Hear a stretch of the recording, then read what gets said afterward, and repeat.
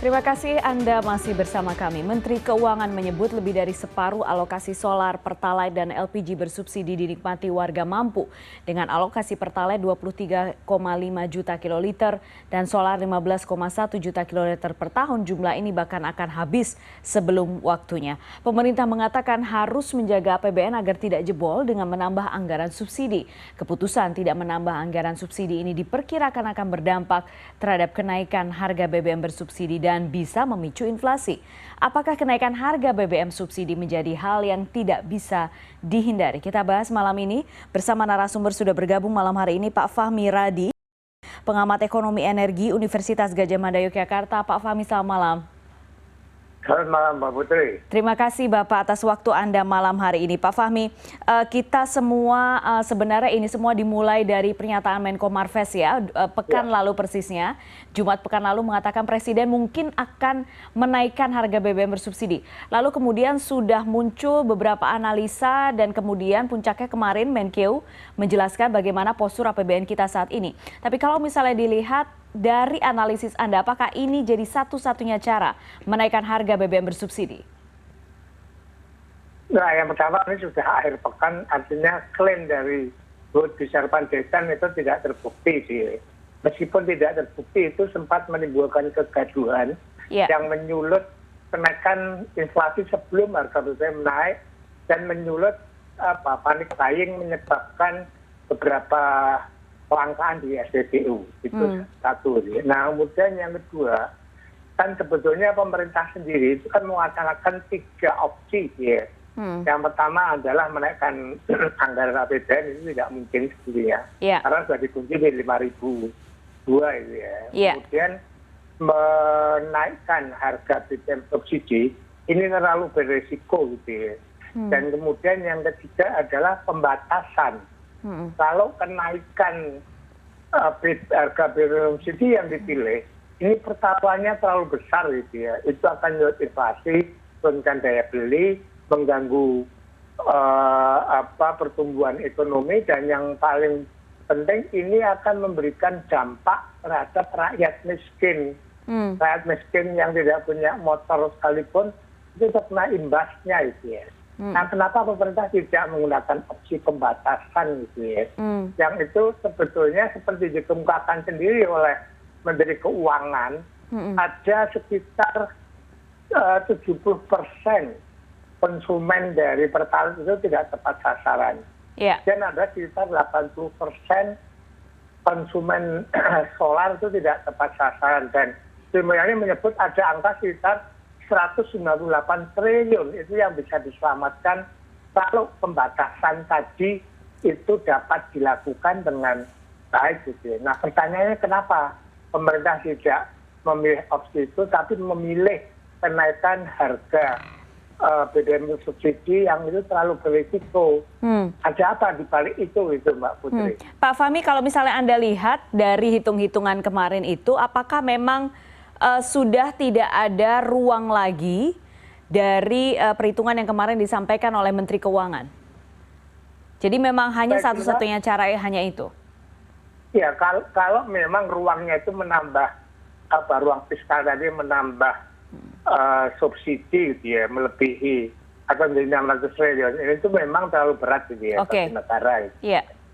Nah, maka opsinya adalah pembatasan. Dengan pembatasan BBM subsidi itu bisa diselamatkan 198 triliun. Ini Sri Mulyani yang mengatakan itu. Kenapa itu yang tidak diselamatkan? Kenapa itu tidak dilakukan gitu ya? Cukup besar, iya. Nah, saya menduga gitu ya, jangan-jangan gitu ya, jangan-jangan yang ikut mengambil keputusan itu para industri besar yang dia menggunakan oligarki, yang kemudian mendorong pemerintah untuk memutuskan kenaikan harga BBM. Karena kalau sekarang ini kan dia bisa menikmati dengan harga 5.000 gitu ya. Tapi kalau kemudian dibatasi, maka harga yang harus dibeli oleh industri itu kan sekitar 20-21 ribu per liter, dan itu jumlah yang besar. Tapi kalau opsinya penaikan bahkan sampai 8.500, itu kan masih di bawah 21.000.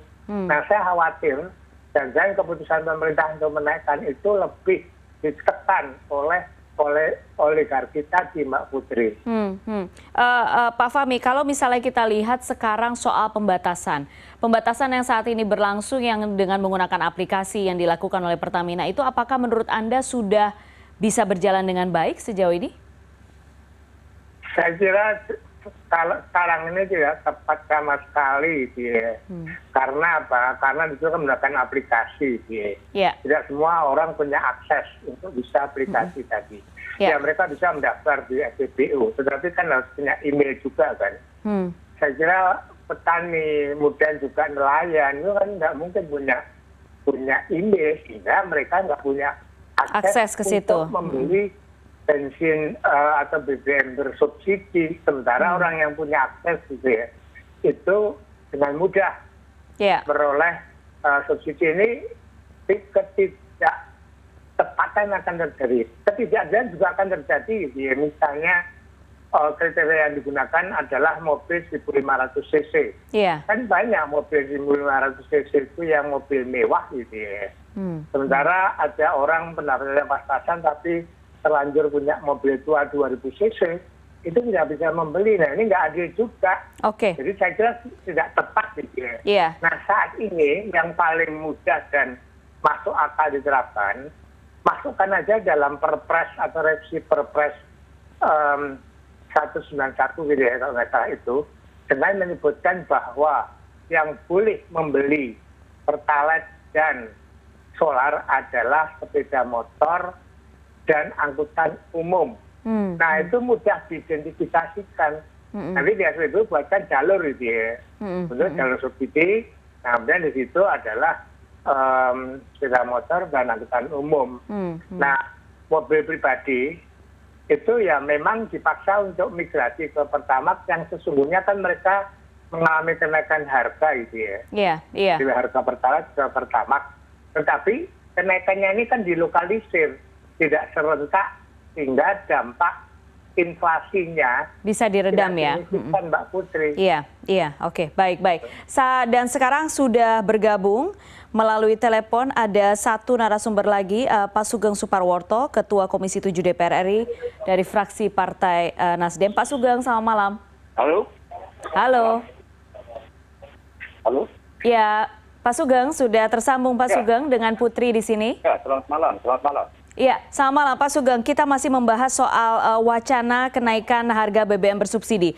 Sebelumnya, apakah sudah sempat ada pembahasan dengan Komisi 7? Pembahasan itu justru dilakukan sejak 2 bulan yang lalu ya. Khususnya menyangkut satu, bahwa dalam APBN tahun 2022 yang sedang berjalan ini, itu BBM Pertalite itu hanya tersedia 23,04 juta kiloliter dengan harga ICP, namanya Indonesia Crude Price, atau hanya itu $63 per barrel. Dalam perkembangannya kemudian, ini konsumsi naik pesat, dan waktu itu setelah kita hitung dengan berbagai pendekatan, secara volume itu Pertalite hanya sampai bulan Oktober ini, bulan depan ini, itulah yang sudah kita antisipasi dari sejak awal. Itu baru dari sisi volume, dari sisi kuotanya. Demikian juga solar. Yang solar dalam APBN tahun 2022 itu solar 14,9 juta kiloliter. Kita prediksi kurang itu karena apa? Peningkatan ekonomi ini luar biasa besar, dan ditandai juga dengan pertumbuhan ekonomi per semester akhir itu kan sampai 5,3%. Dan ini sebuah, dan betul dalam catatan pertumbuhan ekonomi juga, jadi transportasi itu mengalami pertumbuhan yang sangat tinggi, yakni 21%. Artinya apa? Bahwa keadaan hari ini memang salah satunya tingginya konsumsi energi. Tingginya konsumsi energi itu celakanya untuk dalam negeri. Kita listing minyak kita ini turun terus, anjlok. Dengan konsumsi yang sehari kurang lebih 1.400.000 barrel itu, sementara produksi dalam negeri hanya rata-rata 620-an paling. 620.000 barrel per hari. Sehingga terjadi kesenjangan luar biasa. Nah, ketika harga crude dunia naik karena memang kita impor yang setiap hari kurang lebih 750.000 barrel itu, maka itulah yang menjadi problem kemudian tentang nanti akhirnya ada dari subsidi dan kompensasi. Ya, ingat ya, subsidi dan kompensasi. Karena kalau subsidi itu ditetapkan di APBN, kompensasi adalah karena melesetnya asumsi di APBN, maka dikompensasi. Kenapa? Karena tidak terjadi terjadi perubahan, karena dengan Perpu 01 itu pemerintah bisa merubah APBN tanpa harus persetujuan DPR. Nah, lantas hari ini keadaan ini sedemikian rupa bahwa dua masalah. Satu adalah harga crude itu meleset dari asumsi di APBN tahun 2022 yang sedang berjalan ini, yang hanya sebesar $63 per barrel. Memang berbagai pendekatan ini membeda-beda nih, sehingga nih kita juga kritik kepada pemerintah. Yang dibuat acuan itu ICP yang mana? Ada yang harga aktual hari ini tentu beda, karena harga ICP itu mestinya ditentukan harga rata-rata. Kebetulan ini crude memang sedang mengalami penurunan. Tetapi sebulan yang lalu sampai titik tertinggi, yaitu $117 per barrel. Nah, hari ini memang di bawah $100. Tetapi kita prediksi juga ini ketika musim dingin mendekati musim dingin di Eropa, dan juga OPEC akan mengurangi produksinya, diperkirakan akan naik lagi. Berbagai analis itu memperkirakan harga crude akan di atas $100 per barrel lagi. Nah, lantas bagaimana dengan harga di dalam negeri? Dengan ICP $63 per barrel itulah ditentukan harga Pertalite, yakni 7.650, kan begitu. Itu lagi-lagi ya, sekali lagi itu dengan ICP $63 per barrel. Sementara hari ini di ICP rata-rata pemerintah itu 3 minggu lalu itu masih pakai $104,9 per barrel. Kalau itu yang terjadi, maka harga keekonomiannya maka menjadi kurang lebih 17.000. Lagi-lagi ya, ini ICP $104,9. Itu di angka kurang lebih harga per liter Pertalite itu kurang lebih 17.000. Tapi kalau ada yang menghitung bahwa ICP-nya menjadi 14.000 itu sudah kalau ICP-nya menjadi $97 menjadi $97 itu sudah tentu beda. Nah, ini kritik saya terhadap pemerintah bahwa ICP harus dipertegas kalau mau menjelaskan tentang harga. Karena Komisi 7 sempat dengan ICP yang berbeda, sehingga harga Pertalite misalnya keekonomiannya hanya 14.000 sekian. Kan menimbulkan juga guncangan-guncangan yang tidak perlu gitu. Nah, dalam keadaan demikian maka apa yang harus diambil? Tetapi ternyata di balik persoalan subsidi tadi, ketidak tepat sasarannya sangat tinggi. Dari Susenas, data-data Susenas, data-data LPM UI, dari Bappenas dan sebagainya, seluruhnya menyatakan bahwa subsidi itu tinggi sekali ketidak tepat sasarannya, sampai di atas 70%. Artinya apa? Bahwa subsidi itu adalah subsidi itu adalah untuk mempertahankan atau bahkan meningkatkan daya beli masyarakat kecil atau masyarakat tidak mampu, dan juga untuk menggerakkan ekonomi. Tetapi yang ada, yang menikmati subsidi itu justru orang-orang yang mampu. Inilah sehingga kami waktu itu menghitung.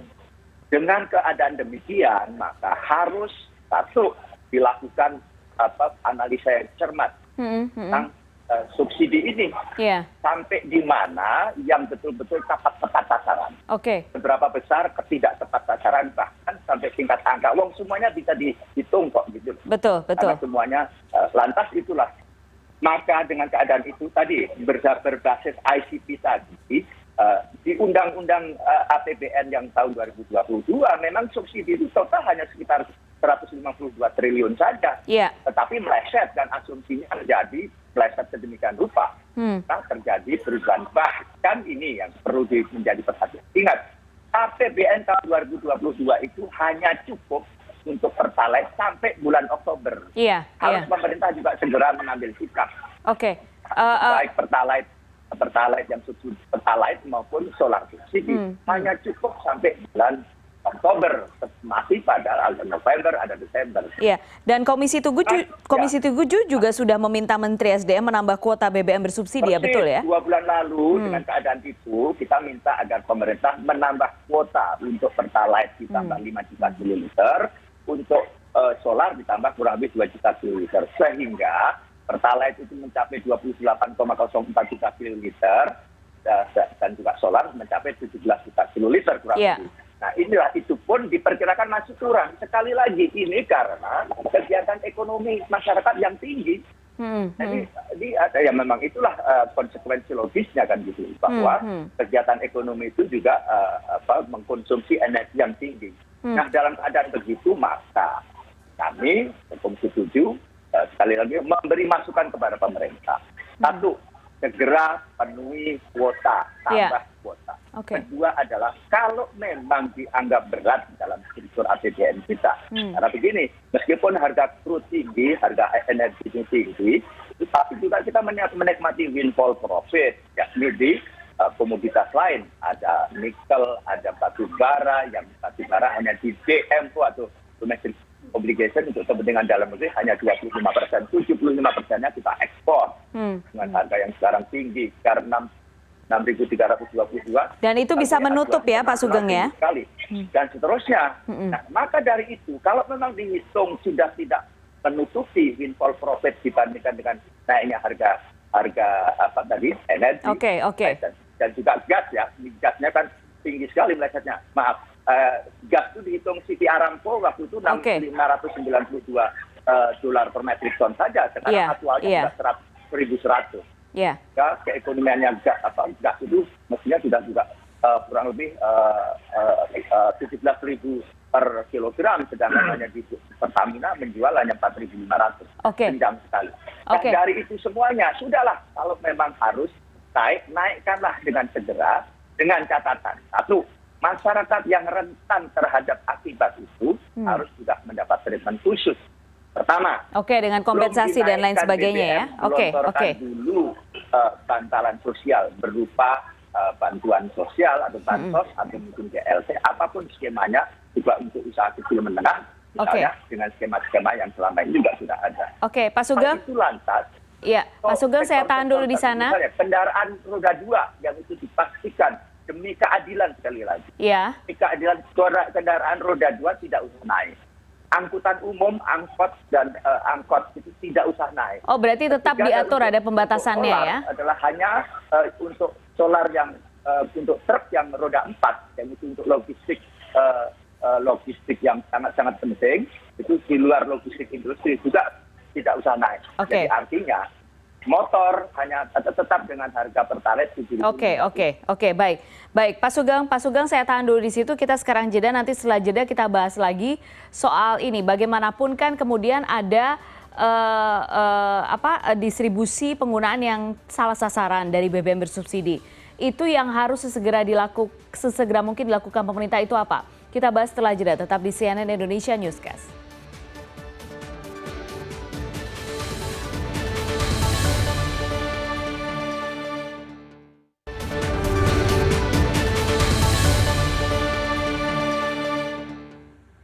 Terima kasih Anda masih bersama kami di CNN Indonesia Newscast. Kami masih membahas soal wacana kenaikan harga BBM bersubsidi.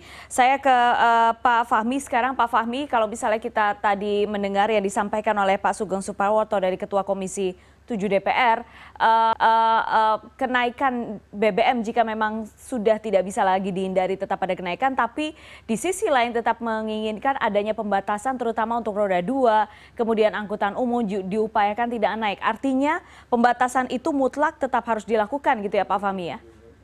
Mau tidak mau ya? Tadi ada kesamaan gitu ya, bahwa Pak Sugeng Suparwoto sebagai Ketua Komisi 7 itu juga mengatakan bahwa masalah yang dihadapi adalah ketidaksasaran subsidi BBM itu satu. Dan Sri Mulyani saya kira hari ini menyampaikan data itu ya.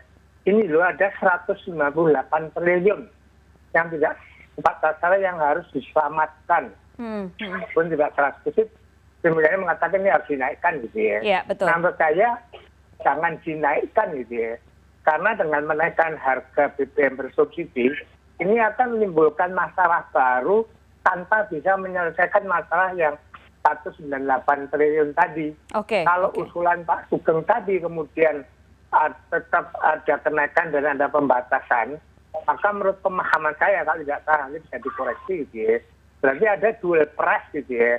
Jadi harga yang subsidi tetap di 6.750 dan 5.000, sementara yang dinaikkan itu 10.000 dan 8.500. Nah, dual price yang ada di lapangan ini secara teoritis akan menimbulkan moral hazard gitu ya. Dan pada saat pemerintahan SBY dicoba dan itu tidak efektif, kemudian dibatalkan.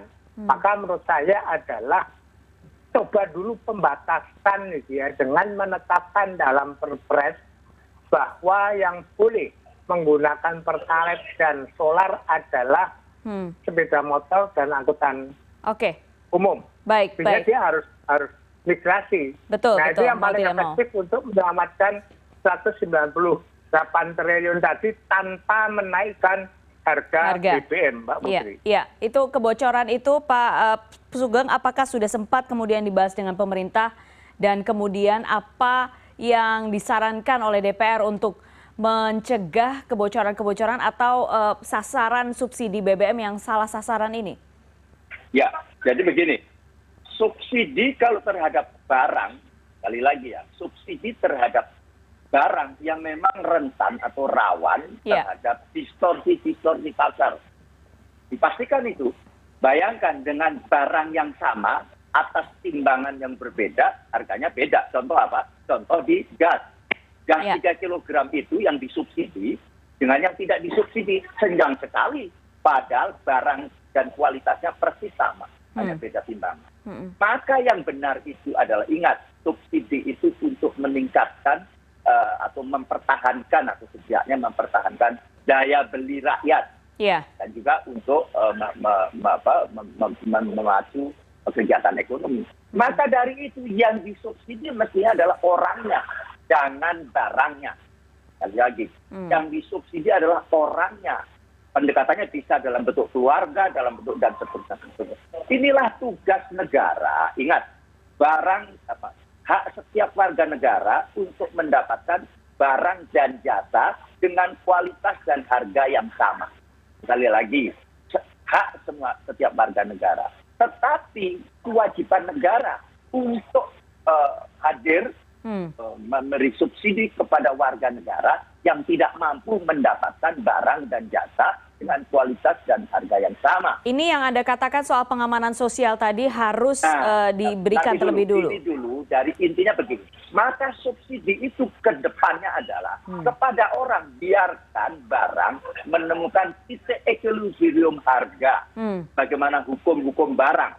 Ada hukum permintaan dan penawaran, ada. Kalau ada intervensi negara, biarkan harga barang itu dinikmati oleh seluruh warga negara. Warga negara yang tidak mampu mendapatkan barang dan jasa itulah yang disubsidi oleh negara. Jadi bukan barangnya, ini ke depan. Tetapi kan sekarang sudah terlanjur. Betul. Disubsidi adalah barangnya, bukan orang. Kalau orang disubsidi itu sifatnya misalnya ada BLT atau tetapi ke depan harus secara sadar APBN itu masuk adalah subsidi kepada masyarakat tidak mampu. Kita list yang mau kita subsidi apanya. Misalnya masalah gas, masalah listrik, masalah uang sekolah, masalah kesehatan dan seterusnya kita list. Maka setiap keluarga atau setiap orang itu untuk dapat hidup layak agar mampu memenuhi kebutuhan hidupnya akan disubsidi berapa. Kita dengar misalnya di Indonesia ada 10 juta keluarga tidak mampu atau keluarga miskin. Misalnya, sekali lagi ini kan hitungan-hitungan. Ya. Misalnya setiap keluarga lantas disubsidi setiap bulan misalnya 5 juta rupiah. Maka setahun ada kurang lebih 60 juta kan begitu setiap keluarga. Kali 60 juta, kali 10 juta, kurang lebih 600 triliun subsidi itu tapi udah bulat. Dan kita yakin keluarga itu akan berkemampuan untuk membeli barang dan jasa yang dibutuhkan, baik itu ya BBM dan sebagainya. Biarkanlah nanti masyarakat itu yang mau berhemat, mau apa sesuai dengan kebutuhan yang ada. Setidaknya kebutuhan hidup minimum untuk di atas kemiskinan itu sudah tercukupi. Ada orang yang bilang, oh nanti masyarakat jadi malas. Saya kira tidak itu persoalan. Hari ini subsidi banyak sekali, tidak terfokus, lebih dari 600 triliun kalau dihitung kemana. Itulah yang sekali lagi, ini sekarang sudah terjadi. subsidi barang, maka pelan-pelan harus kita kurangi terus-menerus nanti menuju subsidi kepada orang atau kepada keluarga. Nah itulah bahwa tidak. Oh nanti tulis datanya Indonesia itu tingkat pemerintahnya paling terlengkap di dunia. Ada RT, ada RW, ada kelurahan, ada kecamatan, ada kabupaten. Bayangkan, kok mengidentifikasi data itu bisa kok nggak pernah sempurna. Bayangkan. Hasil pemilu itu bisa dihitung dengan quick count, dengan margin error tertentu, itu presisi. Apalagi data orang yang tidak mampu misalnya. Oke, nah itu kan menjadi itu kan sekarang menjadi masalah lagi yang belum beres, Pak Sugeng. Birokrasi dan sebagainya. Oke. Tapi kalau misalnya sekarang apa yang ada? Saya mengusulkan kalau toh harus naiklah tidak lebih dari 30%. Karena dengan 30% naik itu maka inflasi kalau kita hitung akan naik kurang lebih 1,5%. Hari ini diumumkan kemarin inflasi 5,2 ya? 4,9%, maaf, itu 5 lah katakanlah. Maka nanti inflasi mudah-mudahan di bawah 8%. Sebuah inflasi yang bisa dikendalikan sejauh ada bantalan sosial sekali lagi. Oke, sejauh ada bantalan sosial. Itu adalah harus ada bantalan sosial dulu dan diluncurkan. Saya kira itu. Oke, baik. Pak Fahmi. Menurut saya jangka pendek ini tamatkan dulu di subsidi yang sasaran sebesar 198 triliun itu dulu melalui pembatasan tanpa harus menaikkan gitu ya.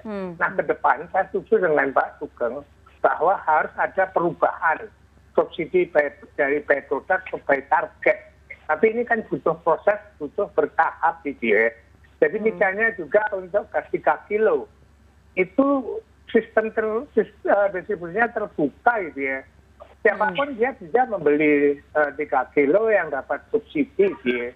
Meskipun distribusi untuk orang miskin, ya tapi karena sistem terbuka gitu ya, maka ini akan sulit. Nah maka itu harus diubah dulu dengan sistem tertutup. Nah sistemnya seperti apa? Saya kira juga ya, bisa melibatkan Kementerian Sosial atau pemilik kartu prasejahtera. Di kartu prasejahtera itu nanti bisa untuk beli gas 3 kilo, bisa untuk beli pertalite, bisa untuk beli beras miskin. Itu bisa dilakukan, tapi ini butuh waktu Mbak Putri. Nah sekarang selamatkan 198 triliun dulu tanpa menaikkan harga BBM subsidi, karena pertaruhannya tadi Pak Sugeng menyebutkan ada 8% inflasinya. Inflasi ini cukup tinggi Pak, bandingkan sebelumnya itu kan 3%. Ini bisa menggerus daya beli, bisa menggerus konsumsi, hari ini kemudian menggerus pertumbuhan ekonomi yang sama Jokowi susah payah itu dicapai 5,4. Ini pertaruhan yang harus dilakukan dengan menaikkan tadi. Jadi menurut saya selamatkan 198 melalui pembatasan tadi gitu ya. Itu Mbak Putri. Oke, situasinya sekarang se-urgent apa Pak Sugeng untuk menaikkan itu? Halo Pak Sugeng, iya situasinya se-urgent apa? Karena begini, kalau melihat yang tadi pendapat yang disampaikan oleh Pak Fahmi dan juga disampaikan oleh Pak Sugeng. Jadi kalau Pak Sugeng melihat subsidi harus diberikan kepada orang, tadi yang disampaikan oleh Pak Fahmi itu jangka panjang. Tapi jangka pendeknya apa yang kemudian harus sesegera mungkin dilakukan karena kita berhadapan dengan katakanlah stok BBM bersubsidi yang Pak Sugeng katakan juga sudah akan habis di bulan Oktober ini. Jadi pemerintah harus segera membuat langkah yang secepat-cepatnya. Karena di tengah-tengah terombang-ambing antara naik tidak naik ini, harga barang terus merambat. Betul. Minggu lalu misalnya ada seorang menteri bilang bahwa minggu depan akan naik BBM. Wah, bisa terjadi rush. Terjadi pembelian besar-besarnya, antri besar-besaran di pom-pom bensinnya milik Pertamina, milik Pertalite dan Solar ini dan sebagainya. Ini juga mempercepat itu habisnya stok atau habisnya kuota yang mestinya bisa sampai bulan Oktober. Jangan-jangan justru pertengahan akhir September atau September ini bisa habis kalau dengan cara begini terus. Lantas sekali lagi ya bahwa betul sekecil apapun ini akan berakibat terhadap inflasi, terhadap harga barang, sebagainya. Maka dari itu kan sekali lagi bahwa nanti selisih kalau menaikkan BBM itu sebetulnya asal itu nanti digeser untuk bantuan Bansos untuk ya. masyarakat miskin. Justru itu yang benar. Kenapa hari ini dengan harga yang sekarang ini, yang menikmati itu kelas menengah, kelas mampu. Sekali lagi, yang menikmati itu kelas mampu. Justru yang apalagi itu solar, apalagi gas. Gas itu luar biasa. Sekarang itu kita impor untuk LPG 3 kg itu 8 juta metrik ton setahun. Bayangkan senjangnya kayak apa. Karena apa? Sekali lagi yang menikmati juga di gas itu 67% orang mampu. Hanya karena sekarang meskipun dengan sistem terbuka LPG itu, tetapi pendataannya relatif terdaftar lah. Beda justru terlebih-lebih di BBM.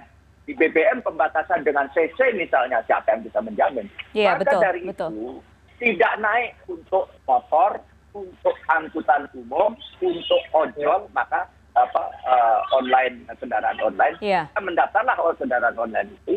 Dan juga untuk solarnya truk 3/4 atau truk yang hanya 4 roda itu. Karena kalau sudah lebih dari roda 4 truk itu ya sudah kategori truk industri.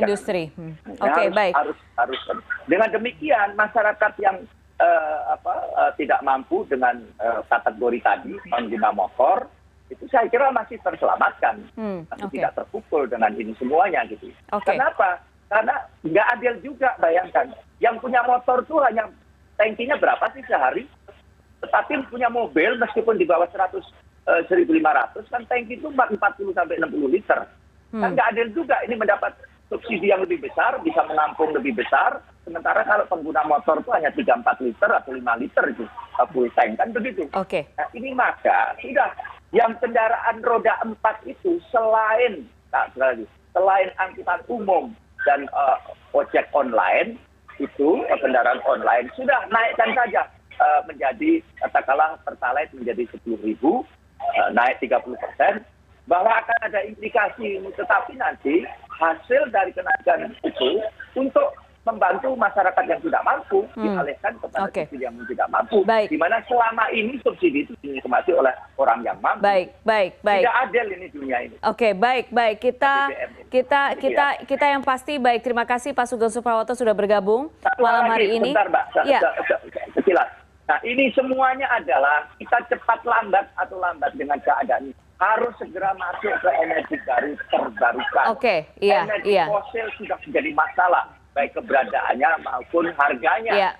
Hari ini untung kita di listrik itu dengan batu bara di luar itu yang harganya sampai 400 bahkan untuk sampai $200 per ton yang untuk dikonsumsi PLN itu untung saja kita bisa tag dengan domestic price obligation. Kalau tidak, listrik kita naik 5 kali lipat.